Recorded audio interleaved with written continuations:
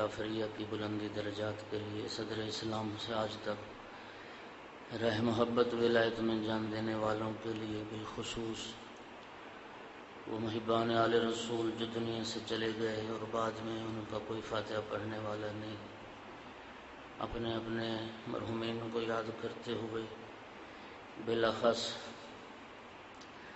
ان مجالس کے بانیان کے مرحومین کے لیے اس بارگاہ اور مسجد کے بانی بالخصوص ماسٹر غلام حیدر کی زوجہ سب کے لیے ایک مرتبہ سورہ فاتحہ اور 3 بار سورہ اخلاص تلاوت فرمائیں۔ اعوذ باللہ من الشیطان الرجیم، بسم اللہ الرحمن الرحیم، الحمد للہ رب العالمین الرحمن الرحیم مالک یوم الدین، ایاک نعبد و ایاک نستعین، اہدنا الصراط المستقیم، صراط الذین انعمت علیہم غیر المغضوب علیہم ولا الضالین۔ بسم اللہ الرحمن الرحیم، قل هو اللہ احد اللہ الصمد، لم یلد ولم یولد ولم یکن له کفوا احد۔ بسم اللہ الرحمن الرحیم، قل هو اللہ احد اللہ الصمد، لم یلد ولم یولد ولم یکن له کفوا احد۔ بسم اللہ الرحمن الرحیم،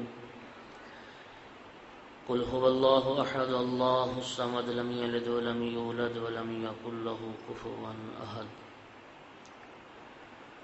اللہم اغفر للمؤمنین والمؤمنات والمسلمین والمسلمات الاحیاء منہم والاموات، اللہم تابع بیننا وبینہم بالخیرات انک مجیب الدعوات انک علی کل شیء قدیر وبالاجابۃ جدیر، اللہم صلی علی محمد وآل محمد۔ یہ ٹیبل جو ہے نا یہ ضرورت سے زیادہ بڑا ہے اور مجھے بڑی الجھن ہوتی ہے، اگر مہربانی کر لیں تو ادھر سائڈ پہ کر دیں۔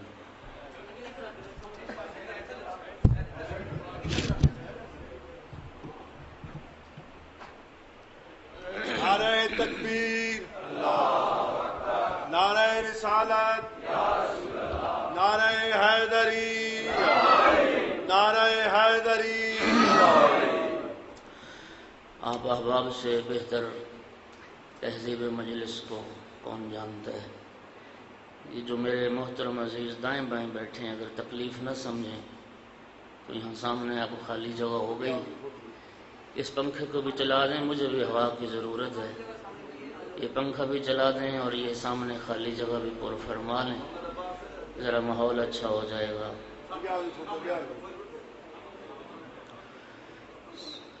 یہ پنکھا بھی ذرا چلا دیں اگر چلتا ہے تو۔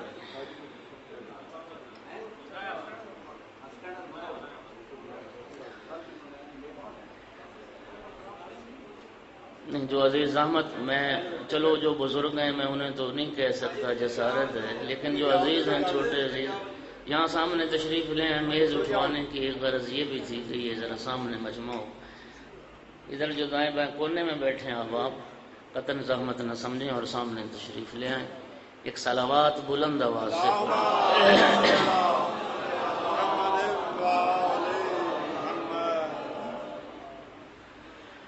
اعوذ باللہ من الشیطان اللعین الرجیم، بسم اللہ الرحمن الرحیم،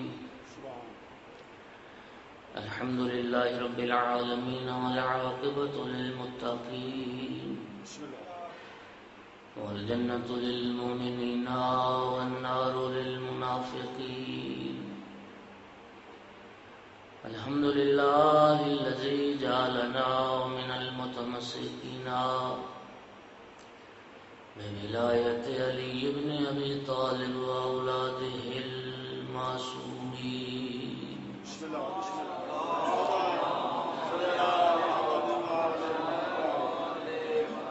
الحمد للہ الذی جعلنا من الباقین علی سید الشہداء وأولادہ وأصحابہ المظلومین،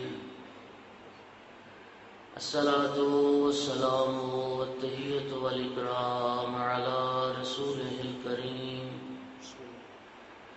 شفيع المذنبين أنيس الغريبين ورحمة للعالمين أعني العبد المؤيد الرسول المسدد المحمود الأحمد المصطفى الأمجد أبا القاسم محمد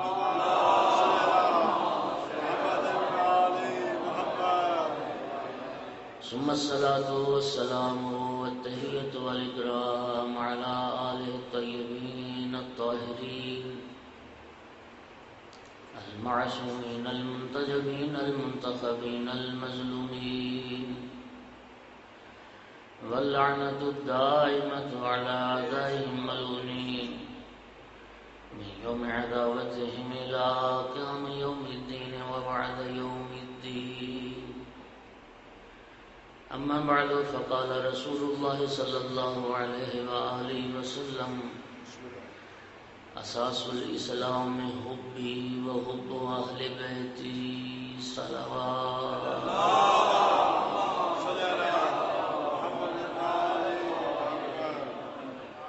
سرکار دو عالم کی ایک متفق علیہ حدیث مبارک سے میں نے آغاز کیا ہے.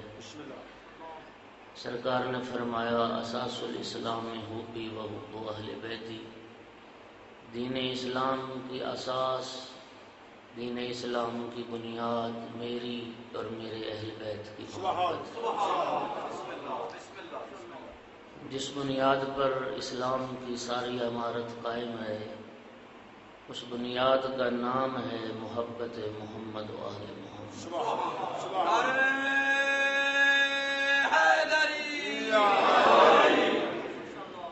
میرے آقا امیر المومنین علیہ السلام نے ارشاد فرمایا ان احسن الحسنات حبنا واسوأ السیئات بغضنا.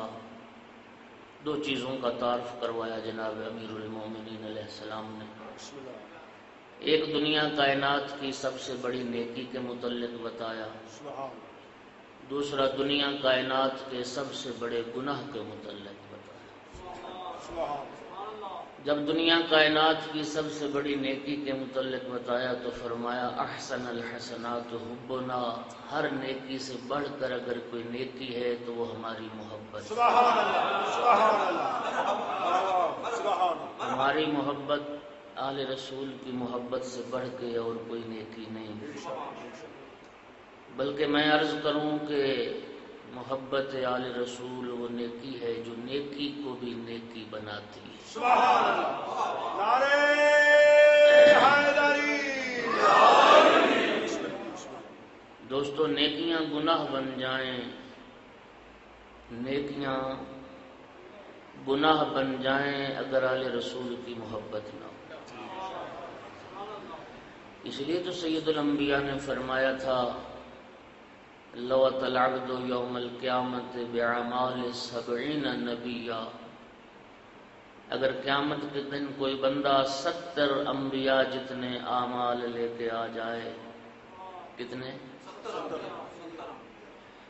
مجھے بتائیے کوئی ایک انسان ایک نبی جتنا بھی عمل کر سکتا؟ فرمایا 70 انبیاء جتنے اعمال بھی اگر کسی کے پاس ہوں لم يقبل اللہ ذلك منه حتى يلقاه بولایتی و ولایت اہل بیتی. اتنے اعمال بھی پروردگار کسی کے قبول نہیں کرے گا جب تک وہ میری اور میرے اہل بیت کی ولایت کا قائل نہیں ہوگا. نعرہ تکبیر،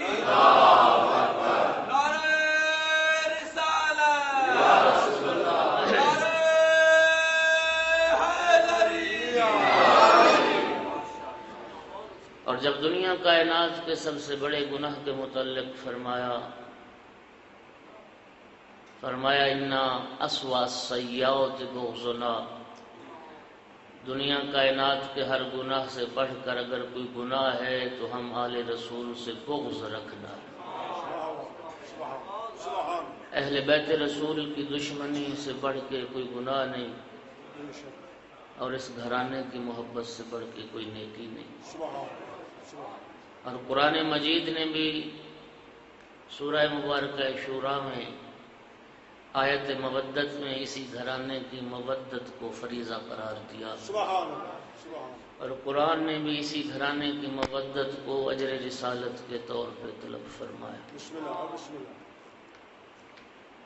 جن ہستیوں کی مودت ہم پہ فرض کی گئی اور جن ہستیوں کی اطاعت ہم پہ واجب کی گئی، ان ہستیوں میں سے آج ایک ہستی کا ذکر کرنا ہے، بسم اللہ، بسم اللہ، بسم اللہ۔ اور وہ ہستی ہے امام زین العابدین علیہ السلام۔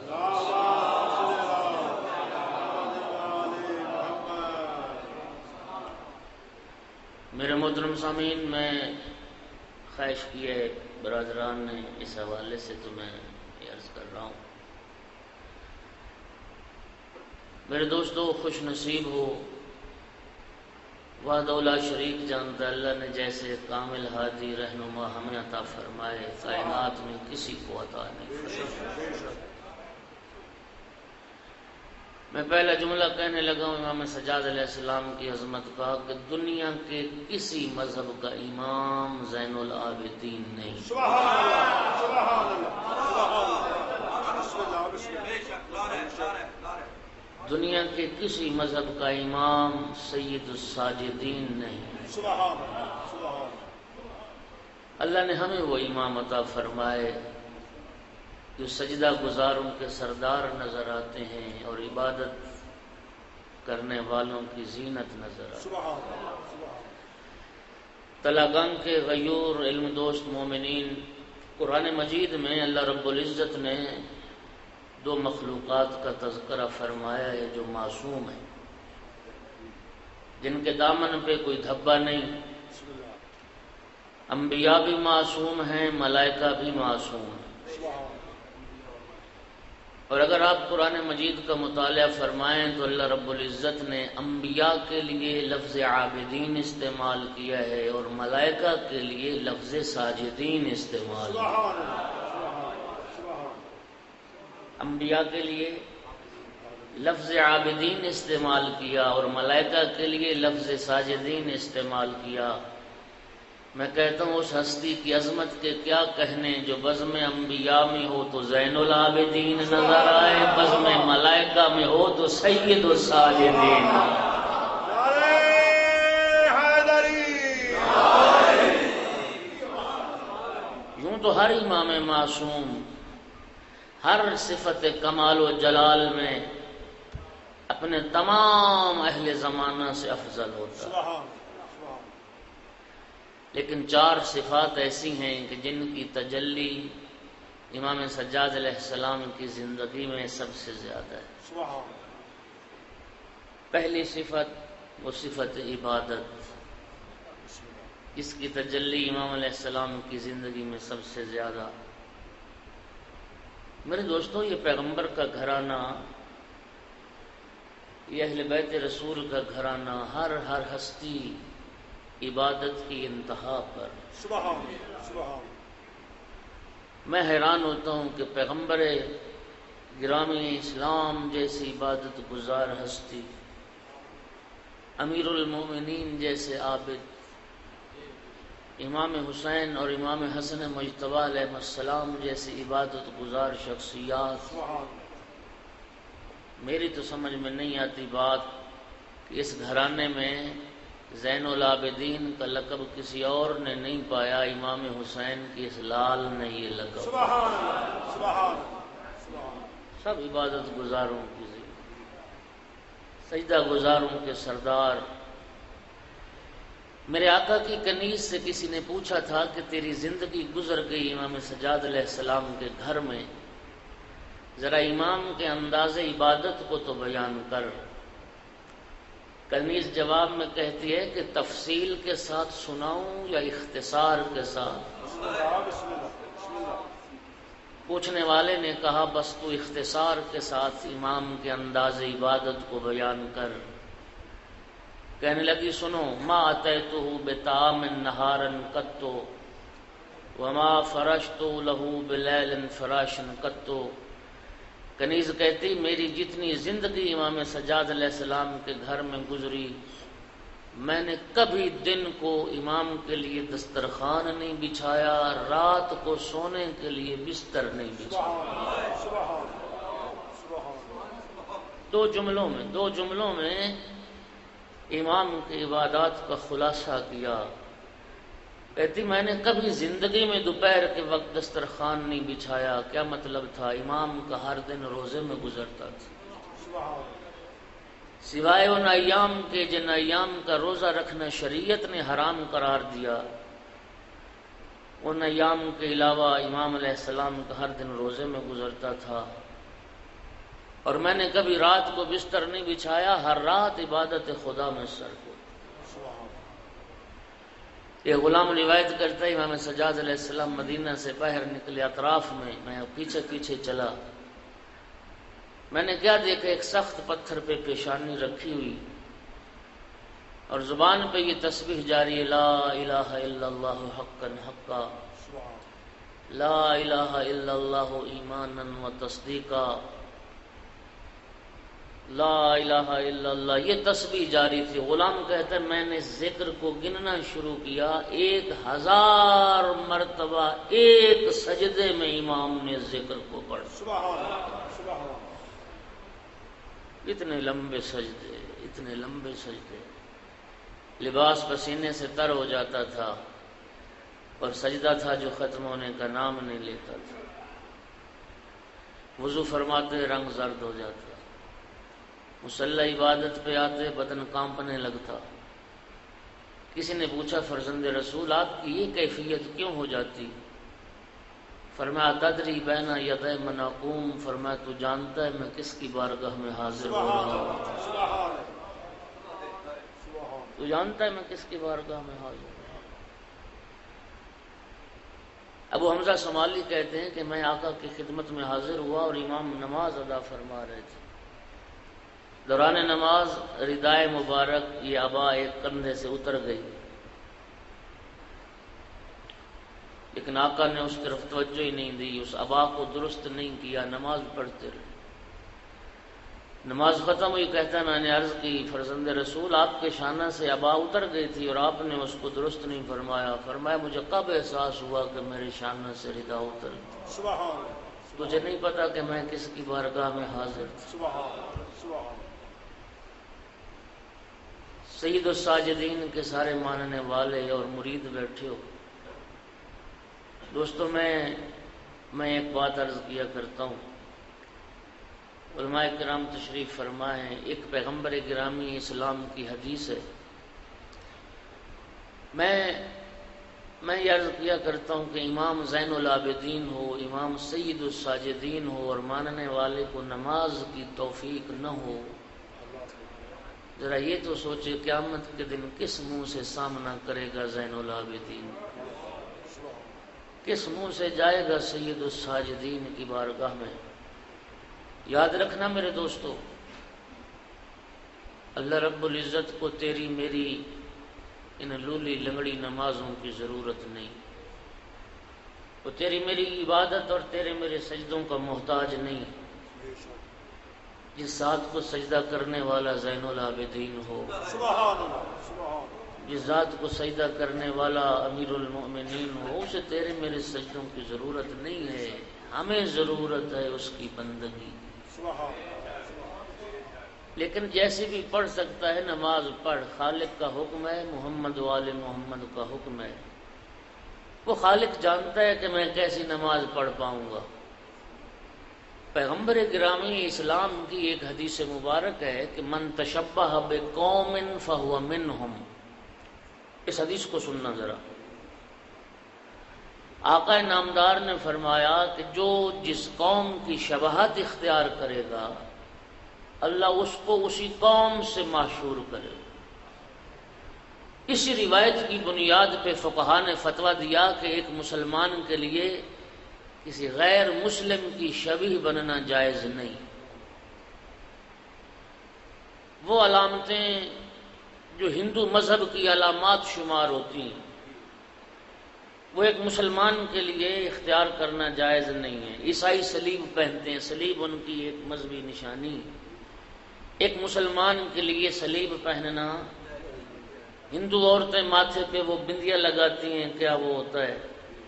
ایک کنیز زہرا کے لیے ایک ہندو عورت کی شبیہ بننا جائز نہیں ہے۔ پیغمبر کی حدیث ہے، جس قوم کی شباہت اختیار کرو گے خدا تمہیں اسی قوم سے معشور فرمائے گا۔ میں بھی یہی کہتا ہوں میرا دوست، تیری میری نمازوں کی خالق کو ضرورت نہیں ہے، لیکن پھر بھی پڑھ، حکم ہے تو وضو کر کے، تو باوضو ہو کے مصلی عبادت پہ کھڑے ہو کے قبلہ رخ تکبیرۃ الاحرام کہہ کے نماز شروع کر دے، تو نمازیوں کی شبیہ بن جا، اللہ تجھے نمازیوں سے معشور